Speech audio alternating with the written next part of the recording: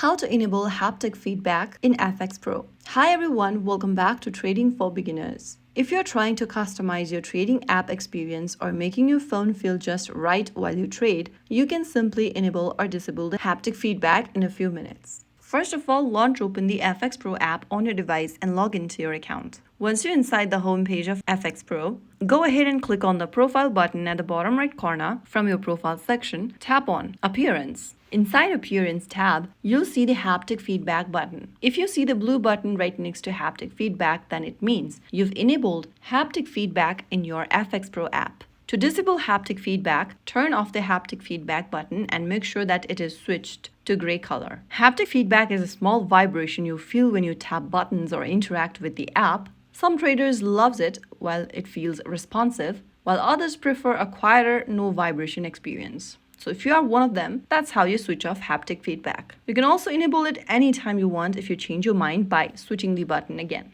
So that's it. That is how you can easily turn on and off the haptic feedback in FxPro application. If you found the video helpful, don't forget to like, share, and subscribe to our channel. I will be back again in the next video. Thank you for watching.